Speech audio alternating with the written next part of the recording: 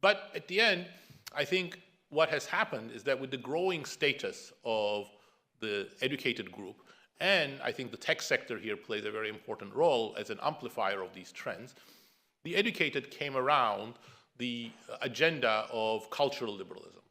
And cultural liberalism, I think, has a natural appeal because those are the values that are generally shared between the tech sector, which is very global. It's very science-driven or technique-driven, and everybody who goes to college infuses some of these values. The problem is that those values were not shared with much of the rest of society. So there is much greater diversity, and that's a dilemma of liberalism that always existed. How to deal with the education problem, people who don't want to get educated, how do you educate them? But more importantly, how do you deal with the intolerant? Do you tolerate the intolerant? What are the limits of toleration? Well, I think this new coalition wanted to have a much tougher line on this, but I think in a way that at the end doesn't work with the nature of liberalism, because once you try from the top down to change the values of communities at the bottom, you are damaging the communities and you are destroying the basis of self-government, which is so important for liberalism. And even more consequentially, perhaps, you're going to create backlash. So I think that's the basis of the crisis of liberalism. So one number in the United States, when I saw it, I couldn't believe it, but is that almost 90% of people in the recent surveys say that politicians do not care for what they think or people like them think. So this is, I think, a consequence. So is the fact that only 10% of the people trust the Congress or courts or the media in the United States. You know, there's some misinformation, there is some exploitation of existing discontent by cultural entrepreneurs, especially from the right, but I think this is reflecting something of this very important backlash. So I think the basic idea, and I don't want to go on for much longer, is to create what I would like to call a working class liberalism.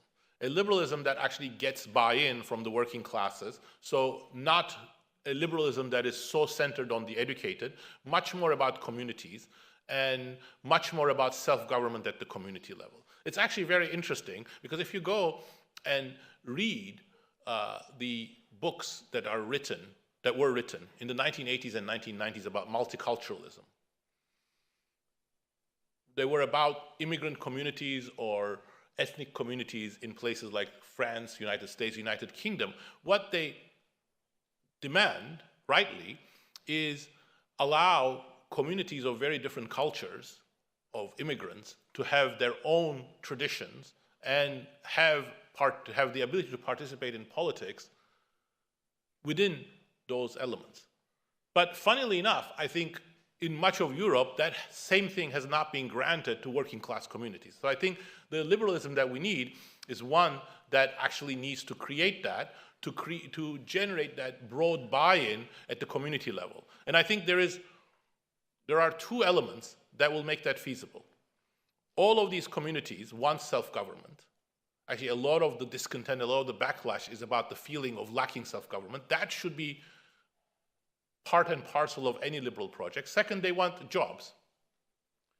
Shared prosperity cannot be achieved without anything other than jobs. So this has to be a liberalism that is much more tolerant to the diversity of communities, especially working class communities. Different religions, different traditions, different prejudices, fine. Takes their cultural concerns seriously, but also prioritizes economic growth, especially job creation. That, of course, intersects with another set of themes, which I'm not going to talk about, but that means we have to use technology in order to create jobs, in order to actually build skills that are diverse enough, not just college educated. The future is not going to be one, and it wouldn't be a happy one, in which 90% of the population goes to college. Sorry. I think we should find other ways of building skills via new versions of what the United States did via community colleges. We should have better training possibilities, but we should also have technologies that can create jobs, because the future is also not going to be, well, it won't be a happy future, and it certainly will not be a democratic future if 50% of the population, doesn't generate any income and has to live on transfers. So I think it's actually not a choice, but it's an imperative to create something like what I'm